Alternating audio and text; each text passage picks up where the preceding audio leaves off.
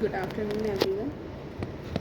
आज हम सीपीसी का एक ब्रीफ इंट्रोडक्शन आपको देने वाले हैं और कल से सीपीसी शुरू करेंगे। ओके, सो सबसे पहले तो सीपीसी जो हमारा है सिविल प्रोसीजर कोड वो 1908 में आया है। ओके, एंड एक वो है क्या मैगज़िन है जिसको लेके ये चलता है।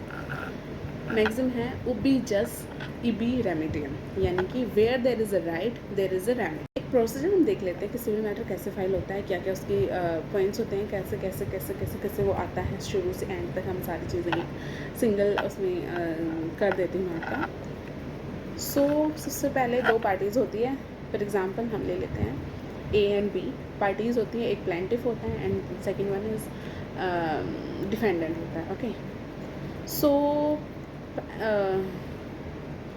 ए और बी के बीच में कोई डिस्प्यूट हो गया। ओके, तो डिस्प्यूट होने के बाद ए ने जो है वो एक प्लेंट फाइल कर दी। प्लेंट फाइल कर दिया यानी कि एक सूट इंस्टीट्यूट कर दिया, जो कि प्लेंट आएगी हमारे 0 ऑर्डर नंबर 7 में। ओके, फिर प्लेंट के बाद प्लेंट जाने के 7 दिन के अंदर अगर कोई करेक्शन उसने करनी है तो वो 7 दिन के अंदर उसको कर देगा।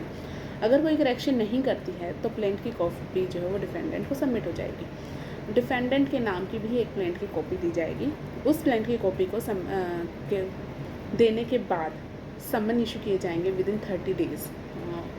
समन इशू किए जाएंगे। समन इशू होने के 30 दिन बाद और किसी अगर 30 दिन नहीं तो 60 डेज़ भी हो सकता है, लास्ट 60 मिनिमम 60 डेज़ बाद जो हमारा डिफेंडेंट है वो WS फाइल करेगा। WS फाइल किया जाएगा डिफेंडेंट के द्वारा। उसके बाद पहले उसको अंडर सेक्शन 89 ऑफ सीपीसी में उसको ADR कंसेंट के लिए भेजा जाएगा। अगर वहाँ पे कंसेंट हो जाता है तो ओके रिजॉल्व हो जाता है मैटर, और अगर नहीं होता रिजॉल्व तो फिर स्टेटमेंट इशू किए जाते हैं, जो हमारे हम कहते हैं कि इशू फ्रेम कर दिए हैं। ठीक है, इशू फ्रेम किए जाते हैं।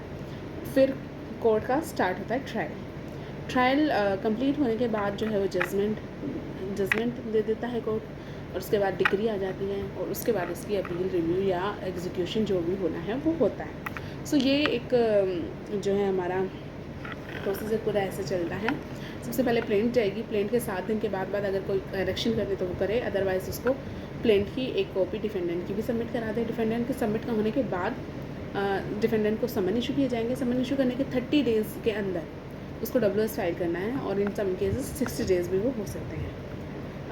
डिफेंडेंट के WS फाइल करने के बाद उसको सबसे पहले अंडर सेक्शन 89 ऑफ CPC उसको ADR सेंटर में भेजा जाएगा। अगर वहाँ से उनका जो डिस्प्यूट है वो रिजॉल्व हो जाता है तो it's okay, well and good. अगर नहीं होता है तो आगे फिर स्टेटमेंट इशू किए जाएंगे, जिसको हम फ्रेम इशू भी कहते हैं, इशू फ्रेम भी कहते हैं, और कोर्ट इशू फ्रेम करेगा। उसके बाद जो हमारा कोर्ट का ट्रायल शुरू हो जाएगा। कोर्ट का ट्रायल कंप्लीट होने के बाद फिर उसकी जजमेंट आएगी। जजमेंट के बाद डिग्री आएगी। डिग्री के बाद हमारा जो अपील करनी है, रिव्यू करना है या फिर एग्जीक्यूशन करना है वो कर देंगे। ओके, सो ये हमारे एक जनरल ओवरव्यू हम कह सकते हैं कि कैसे हमारा कोर्ट सिस्टम चलता है, कैसे हमारा केस हम फाइल करने के बाद उसको आगे फर्दर उसको लेके जाते हैं, कि क्या स्टेप्स होते हैं किसी भी केस को फाइल करने के लिए। ये हम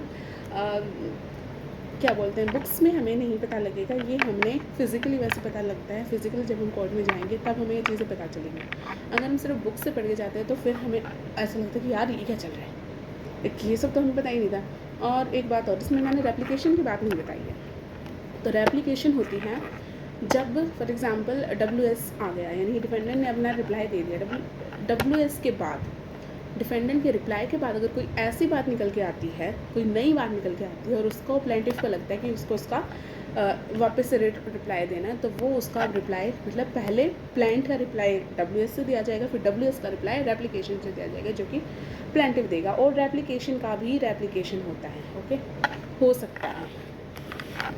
सो ये हमारा पूरा सिस्टम कैसे हमारे चलता है, और कुछ और छोटी मोटी बातें बता देते हैं। टाइटल आपको पता ही है, सिविल प्रोसीजर कोड 1908, और फोर्स में आया था ये 1 जनवरी 1909 को, एक साल बाद। टोटल ऑर्डर्स इसमें 51 है, एंड टोटल सेक्शंस है इसमें 158। ओके।